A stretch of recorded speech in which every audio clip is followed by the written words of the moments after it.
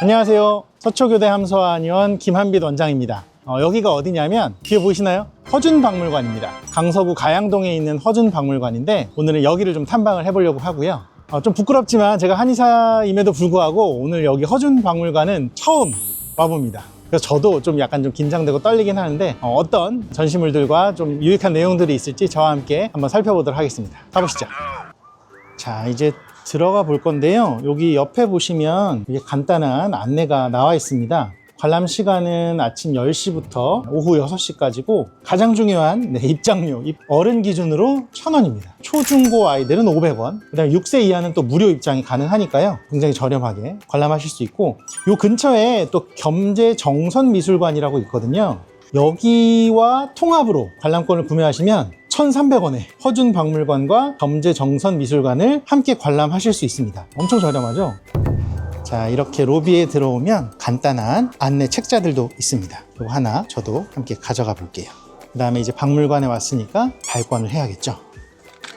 이렇게 티켓이 나왔습니다. 공연권. 여기가 로비 2층인데요. 이제 본격적인 전시관들은 요 한층 위로 올라가는 3층에 주로 있습니다. 일단 지금부터 저와 함께 허준박물관 탐방을 시작해 보시죠. 3층 올라갈 때는 엘리베이터를 타셔도 되지만 계단을 올라가시면 이렇게 동의보감 서문도 보실 수가 있습니다. 3층에 허준기념실, 약초약재실, 의학기실, 건강체험실, 내의원, 한의원실 등등이 있는데요. 여기 있는 내의원과 한의원, 이 전시실부터 한번 들어가 볼게요. 조선시대에 그 내의원이라고 하죠. 왕의 건강을 돌보던, 요즘으로 치면 대통령 주치의에 해당하겠죠. 내의원의 실제 모습들을 이렇게 재현을 해놓은 공간입니다. 진짜 정교하게 잘 만들어 놨고요. 여기는 궁중에 있던 내의원의 모습은 아닌 것 같고요. 백성들이 이용했던 한의원의 모습을 재현을 해놓은 것 같습니다. 내의원과 한의원 전시실을 이제 좀 둘러봤고, 허준박물관의 메인인 허준 전시실로 들어가 보도록 하겠습니다. 이 허준박물관의 가장 메인이 되는 여러 가지 이제 키워드들이 조명으로 표현되어 있습니다. 자, 여기 보시면 출생지가 현 서울 강서구 등촌 2동으로 나와 있습니다. 칼국수가 유명한 등촌동. 그래서 이제 허준박물관도 이쪽에 강서구에 있고, 대한한의사협회도 그런 의미에서 강서구 가양동에 있습니다. 허준 선생님을 이제 얘기할 때 가장 유명한 게 이제 이 동의보감이잖아요. 무료 국보로 지정이 되어 있습니다. 이것뿐만 아니라 굉장히 많은 언해 두창 집요, 언해 구급방 이런 여러 가지 의서들을 집필을 하셨습니다. 자, 이거는 안 볼 수가 없죠. 동의보감. 동의보감 원문에 해당하는, 딱 봐도 뭔가 국보스럽지 않나요? 잘 보이실지 모르겠어요. 동의보감이라고 한자로 써 있습니다. 그리고 이게 동의보감에서 가장 유명한 그림 중에 하나인 신형장부도, 현대의학으로 말하면 인체 해부도에 가까운 실제 규격에 맞게 어떤 비례대로 맞게 그린 건 아니지만 대략적인 이제 모식도가 되겠죠. 동의보감을 얘기할 때 빠지지 않는. 한의대생은 이걸 과연 그럼 다 외우고 있느냐? 절대 그렇지 않습니다. 물론 공부는 다 합니다. 공부는 다 하지만 약간 백과사전의 성격이 강하죠. 동의보감이라는 거. 그래서 그걸 다 외운다기보다 필요로 할 때 찾아보는 느낌도 강하죠. 허준 선생님이 이제 어이였다는 걸 이제 많이 알고 계신데, 이제 어떤 왕의 어이였냐? 이제 가장 이제 오랜 기간 어이로 활동했던 건 이제 선조에 대한 이제 얘기를 빼놓을 수가 없습니다. 선조가 허준 선생님을 굉장히 아꼈다고 해요. 선조가 어렸을 때부터 잔병 치레가 많으셨다고 합니다. 그렇기 때문에 당연히 아무래도 의학에 대한 관심이 많으셨겠죠. 그래서 허준 선생님의 어떤 치료를 받으시면서 몸이 또 좋아지고, 그 과정에서 굉장히 허준 선생님이 예뻐하셨다고 합니다. 어이는 그 왕이 승하를 하면, 돌아가시면 기본적으로 책임을 졌죠.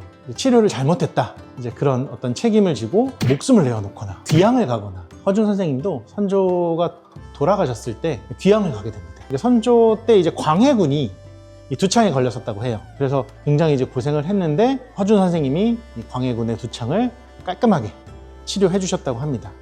그러니까 어떻게 했어요? 내 아들을 치료를 해줬으니까 눈에 들었겠죠. 그때부터 이제 탄탄대로를 걷게 되는 거죠. 자, 여기 보시면 허준 선생님께서 뭔가 멋진 옷을 입고 동의보감을 들고 계신 그런 초상화가 있고, 엄청 긴 왕이 내린 교서 같은 게 있는데, 이게 뭐냐면 임진왜란 때 허준 선생님께서, 선조가 피난을 가잖아요. 그때 당연히 이제 어이, 주치의니까 보필을 해야겠죠. 그래서 그 험한 피난길을 선조와 함께 따라다니면서 선조를 보필하고 이랬던 그런 공으로 우리나라, 그러니까 요즘으로 치면 훈장을 받으신 거죠. 그거에 대한 내용이 여기 나와 있습니다. 자, 여기 보시면 되게 정교하게 만들어놨는데 보이시나요? 허준 선생님께서 동굴 같은 곳에서 의서를 집필하고 계신 모습이 보이는데, 동의보감을 이제 완성하는 거를 이제 조금 이제 표현해 놓은 그런 섹션인 것 같습니다. 원래는 선조가 동의보감 편찬을 지시를 하죠. 이런 종합의서를 만들어라 이렇게 했는데 임진왜란도 있었고 그랬기 때문에 동의보감을 완성하는데 사실 시간이 굉장히 오래 걸렸습니다. 게다가 이제 선조가 이제 승하를 하죠. 돌아가시죠. 귀향을 가야 되거든요. 책임을 져야 되니까, 어의로서. 그래서 귀향을 보냈고, 근데 이제 귀향은 어떻게 보면 허준 선생 입장에서는 오히려 더 시간이 풍족해졌겠죠. 의서를 집필할 수 있는 어떤 시간적인 여유가 있었을 겁니다. 그래서 동의보감 25권이 이 세상에 나올 수 있게 된 거였죠. 그 다음에는 이제 허준 선생님께서 직접 집필하셨던 저서들이 이제 쭉 나와 있습니다. 책이 굉장히 일단 당연히 낡았겠죠. 몇백 년 전 책이니까. 그리고 보면 한글, 세종대왕 이후의 사람이잖아요, 허준 선생님은. 당연히 한글도 사용이 됐던 시대겠죠. 대신 이제 대부분의 의서들은 그 당시만 하더라도 중국에서 넘어온 것들이 많았기 때문에 당연히 뭐 90% 이상이 한자였을 거고요. 동의보감 같은 경우에는 한글로도 섞어서 편찬이 되죠. 이제 동의보감에 대해서 동의보감 개관이라고 써 있습니다. 동의보감 25권을 이제 카테고리별로 쭉 나눠서 전시한, 여기가 핵심이네요. 허준박물관의 어떻게 보면 코어라고, 물론 한의사 입장에서 관점에서는 그럴 수 있겠지만 어쨌든 가장 중요한 부분인 것 같습니다. 그러니까 크게 동의보감은 5개의 섹션입니다. 내경, 외형, 잡병, 탕액, 침구, 이렇게 5섹션으로 나누어져 있는데요. 내경과 외형은 딱 이름에서 뭔가 느낌이 오시죠? 내경은 사람 몸의 안쪽, 외형은 사람 몸의 바깥쪽. 내과냐 외과냐 이런 느낌이라고 보시면 얼추 맞을 수도 있겠죠. 잡병편은 뭐냐면 잡다한 병, 탕액은 그냥 말 그대로 탕약, 한약에 대한 얘기들. 그 다음에 마지막 침구는 침 놓는 거에 대한 얘기들. 그 다음에 혈자리들, 그런 거에 대한 얘기입니다. 맨날 공부할 때는 그런 생각했어요. 내가 이 왜 원본을 보고 있는가, 한글로 된 기가 막힌 번역본은 없는가. 물론 있긴 있습니다. 근데 이제 원문에서 줄 수 있는, 한의사의 입장에서 원문을 공부해야 되기 때문에 옛날 생각이 새록새록 나네요. 허준 전시실 이제 마지막에 나가기 직전에 보면 여러 가지 책들을 전시해 놓은 그런 부분이 있는데, 제일 눈에 띄는 건 일단 영문판 동의보감. 쉽지 않은 작업이었을 것 같거든요. 이 25권을 다 영문으로, 또 이제 한의학 용어가 영어로 번역하기가 사실 쉽지가 않거든요. 보니까 2013년에 동의보감 발간 400주년, 1613년에 발간됐으니까 딱 400주년이었던 거죠. 되게 오래 걸렸을 것 같은데, 근데 별로 읽어보고 싶진 않아요. 네. 유네스코 세계기록유산 등재인증서.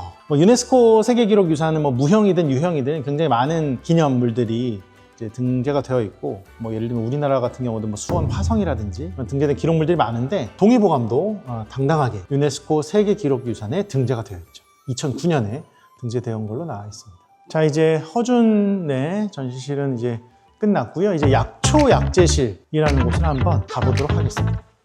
여기 보면 동의보감 속에 있는 여러 가지 약재들, 실물도 볼 수 있고요.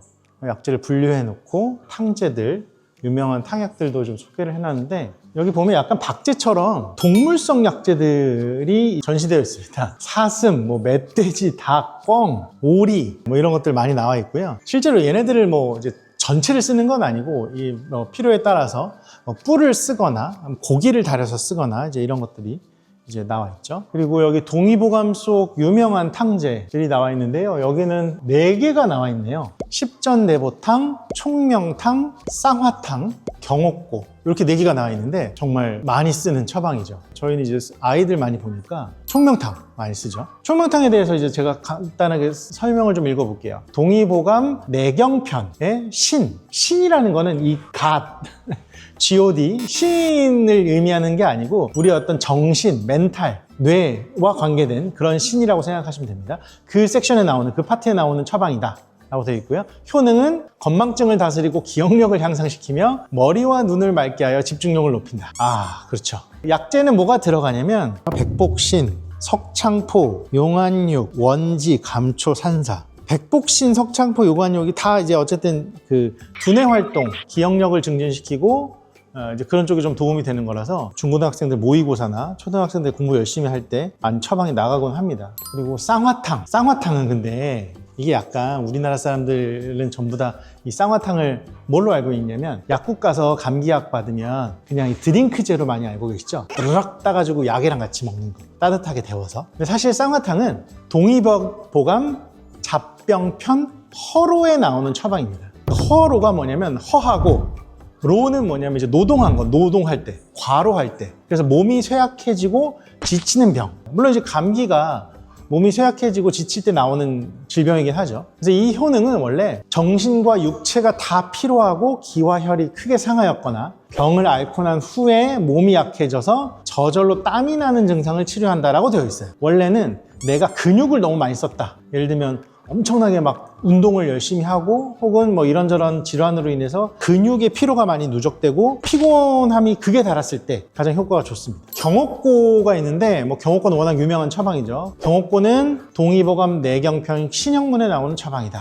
노인을 젊어지게 하고 먹고 싶네요. 온갖 병을 낫게 한다. 만병통치약, 한국의 대표적인 보약이다 라고 되어 있습니다. 그래서 들어간 약재는 생지황, 인삼, 백봉령, 백밀. 백밀이라는 게 이제 꿀을 얘기하는 거죠. 이 네 가지 약재를 갈아서 즙을 내고 중탕으로 긴 시간 달여서 만드는, 옛날에 이제 단지에 이렇게 떠먹는 형태로 많이 처방이 나갔었는데 이게 좀 불편하다 보니까 요즘 뭐 스틱형으로 쭉 짜먹는 거나 약간 현타액처럼 흔들어서 마시는 형태의 경옥고도 있습니다. 식욕이 좀 떨어지거나 전체적으로 면역이 떨어졌을 때 경옥고 굉장히 많이 처방을 하죠. 마지막으로 십전대보탕이 있는데요. 쌍화탕처럼 잡병편 허로 파트에 나오는 처방입니다. 열십자입니다. 그래서 약재가 10개가 들어가요. 인삼, 백봉령, 숙지향 이런 것들이 들어가는데, 그래서 대보, 크게 보한다는 처방이죠. 좀 어르신들, 할머니, 할아버지들에게도 많이 쓰시고 이제 뭐 어머님, 아버님 연령대에도 많이 쓰게 됩니다.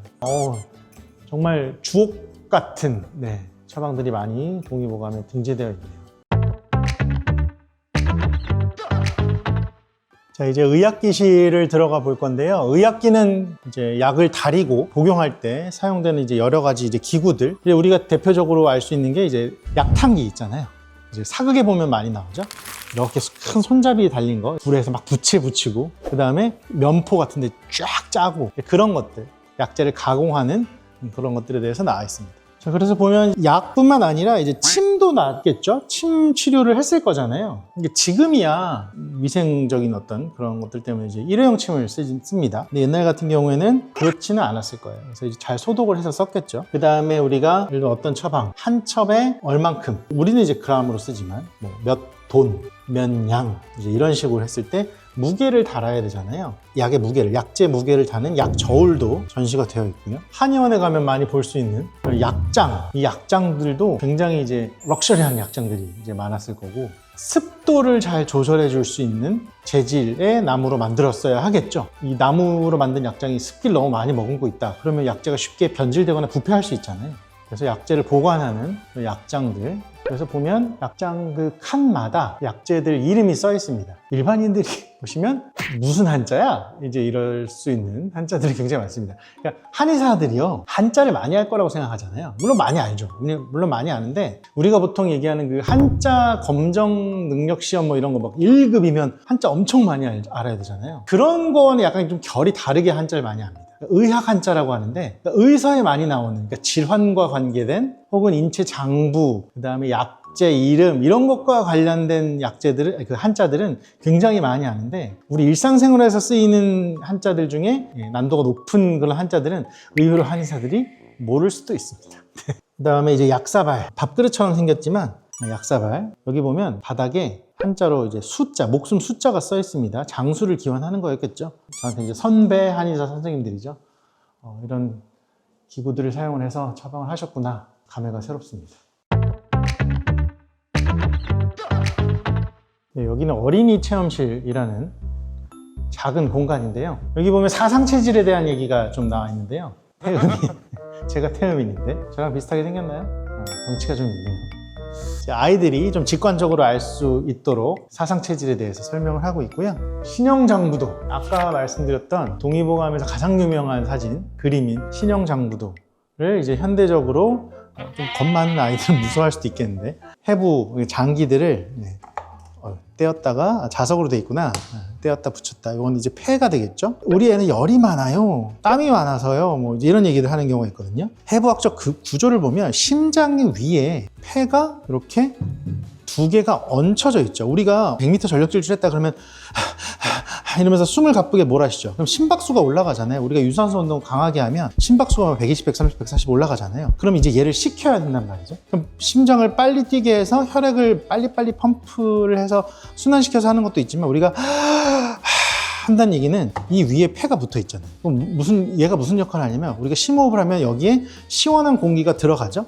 그러면은 얘가 상대적으로 냉각 시스템인 거죠. 자동차로 치면 냉각수. 얘가 일을 하면 얘가 이제 심장이 열을 식힐 수가 있죠. 심장에 열이 많은 친구들은 폐가 그만큼 일을 많이 할 수밖에 없죠. 보통 이제 태음인들이 폐가 좀 약하다 이렇게 얘기를 하는데, 태음인들은 보통 덩치가 크고 열이 많은 경우가 많죠. 그래서 이제 폐 기능이 좀 떨어지는 경우가 많고, 뭐 여러 가지 이제 이런 것들이 다 떼었다 붙였다 할 수 있네요. 아이들 보면 관심 있는 아이들은 좀 좋아할 것 같습니다. 여기 빨간 여기에 퉁 하고 맥이 뛰어요. 네. 만져보면 간혹 진료실에서 물어보는 애들이 있거든요. 선생님 이거 뭐 하는 거예요? 이제 이러면 이제 엄마들이 대신 대답해 주죠. 네가 어디가 안 좋은지 선생님이 알아내시는 거야. 이렇게 얘기를 하는데 이렇게 할 수 있네요. 그 다음에 혈자리 체험도 있습니다. 보통 이제 많이 쓰는 혈자리가 태충혈도 있고요. 똑같은 위치, 엄지발가락과 두 번째 발가락 요 사이, 이게 손으로 치면 합곡혈이라는 데인데, 우리가 소화 안 될 때 이제 이 손가락 여기 사이를, 살 많은 부위를 꽉 누르면 이제 조금 이제 체향에 내려간다, 이렇게 많이들 알고 계시잖아요. 이제 그거와 관련된 혈자리들이 있고, 그 다음에 족삼리라고 해서 여기는 성장 혈자리로 많이 씁니다. 그래서 아이들 키 관련해서 여기를 꾸준하게 매일 밤 눌러주시면, 지압을 해주시면 좀 도움이 되고요. 이제 이런 건 오히려 엄마들이 관심이 있으실 것 같은데, 애들은 그냥 관심 없을 것 같고, 네, 이런 것들도 잘 되어 있네요. 자, 이제는 3층 전시실들 다 봤고요. 이제 옥상 정원으로 한번 가보겠습니다. 뷰가 엄청 좋다는 얘기를 들었거든요. 어떤 뷰가 보일지 한번. 약초원도 있다고 하고, 근데 지금 날씨가 아직 이렇게 막 약초들이 많이 자랐을 계절은 아니라서 한번 가보도록 하겠습니다. 오, 우와. 저 멀리 한강도 보이고요. 여기 포토스팟이 있네요. 이렇게. 자, 여기 뭐 재밌는 게, 허리 둘레는 건강의 지름길. 이거 어딘가에서도 본 것 같은데. 10대, 20대, 30대, 40대 가면서 통과할 수 있는 공간이 좁아지네요. 이거 한번 해봐야겠네. 40대 25cm. 자, 한번 통과해 보겠습니다. 됐어. 자, 30대. 될까? 이거 잠깐만요. 자, 편집해 주시고요. 자, 이거 손으로 밀고 나오면 안 되겠죠?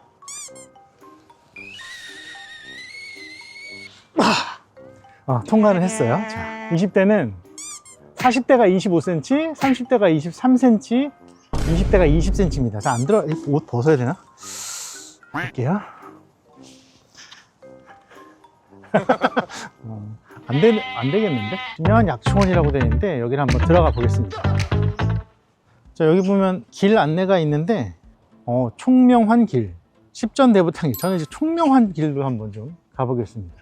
이게 정말 다양한 약초를 다 심어 놨나 봐요. 쭉 돌면 모든 약초들을 다 이제 확인할 수 있을 것 같긴 한데, 지금 막 많이 자라 있을 것 같지는 않아서 한번 일단 그래도 가보도록 하겠습니다. 목련인데, 이제 목련의 뽀뽕오리를 약재로 쓰죠. 뽀뽕오리 보이시나요? 이걸 이제 한약재로 씁니다. 와, 진짜 다 있네요. 사실 한의사라고 해도 이렇게 실제로 어떤 약재가 땅에 뿌리를 내리고 그 자라는 모습을 직접 다 볼 수는 없거든요. 보지도 못하고. 저는 한의사니까 이런 약재, 대부분의 약재들이 이제 익숙하지만 이름이, 일반인 분들께서는 사실 잘 모르시겠지만 그래도 좀 유명한 약재들도 볼 수 있는 것 같아요. 약초원에 관심이 있는 경우라면 7, 8월 아니면 아예 수확하는 9월 정도에 와보면 훨씬 더 좀 볼거리가 많을 것 같기는 하네요. 이제 허준박물관 안에는 다 봤고요. 이제 허가바위라는 곳을 가볼 건데, 1층 그 주차장 쪽으로 나오시면 입구의 반대편 쪽으로 작은 길이 나 있습니다. 길을 따라가시면 허가바위를 볼 수 있는데요. 한번 가보도록 하겠습니다. 여기서 이제 허준 선생님께서 동의보감을 집필하셨다라고 되어 있는데, 한번 보도록 하겠습니다. 일단 안전을 위해서 이렇게 펜스가 쳐져 있고요. 저 안으로 직접 출입을 할 수는 없습니다. 여기입니다. 잘 보이시나요?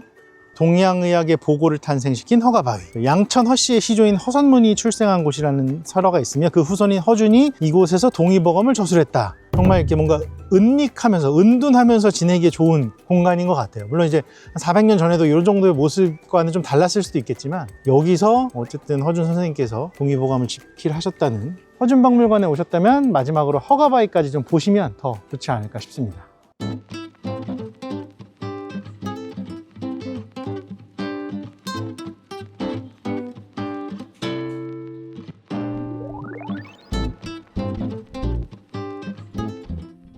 대추 영지차는 대추 영지 들어간 건데, 대추는 뭐 조금 이제 심신안정 하는 용도로 많이 쓰이고 숙면을 좀 돕기도 하고, 영지는 이제 많이 아실 거예요. 항암 효과도 있고 면역 관련된, 이거 먹으면 좀 몸에 좋지 않을까 그래서 시켜봤고, 요거는 쌍화차거든요. 한번 드셔보세요. 바꿔 먹어요. 진짜 사실 쌍화차 되게 좋아하는데 좀 안 먹어본 거 먹고 싶어가지고 대추 영차 시켰는데, 저는 쌍화차 되게 좋아하거든요. 이거 진하게 먹으면 딱 먹는 순간 내 몸이 좀 따뜻해진 느낌? 이거 먹으면 감기 예방될 것 같고, 쌍화차는 꾸준히 뭐 계절 상관없이 꾸준히 하루 한 잔 먹으면 감기 예방이 굉장히 잘 될 겁니다. 편의점에서 파는 거랑 차이가 좀 완전 차이 나죠. 편의점에 파는 쌍화차는 편의점에서 파는 거니까 약일 수가 없잖아요. 말 그대로 그 식품의 유형상 음료여야 되는 거죠. 그러니까 쌍화차에 들어가는 약재들의 어떤 추출물은 조금 들어갈 수 있지만 그 함량이 굉장히 낮다. 한번 헹궜다. 약간 그런 느낌? 그런 거고, 약국에서 파는 쌍화차 드링크제는 그것도 종류가 많아요. 그냥 음료인 것도 있고 일반 의약품인 것도 있는데, 만약에 약국에서 구입해서 드실 거면 일반 의약품인지 확인하고 드시는 게, 일반 의약품이 조금이라도 더 비싸긴 해요. 여기 허준박물관이라 그런지 제대로 다녔네. 이거는 색깔 보면 얘는 뭔가 진한 것 같고 얘는 뭔가 대충 이렇게 헹군 것 같고 근데 원래 감국이란 약재가 색깔이 이렇게 진하게 우러나오진 않거든요. 감국은 이제 국화꽃 차인데 좀 호흡기, 기관지, 기침 이런 쪽에 좀 효능이 있어서 환절기에 좀 마시면, 특히나 미세먼지 많을 때는 좀 도움이 많이 될 거예요. 한번 드셔보세요. 네, 드시죠. 건배 하나요? 건배 한번. 고생하셨습니다. 네.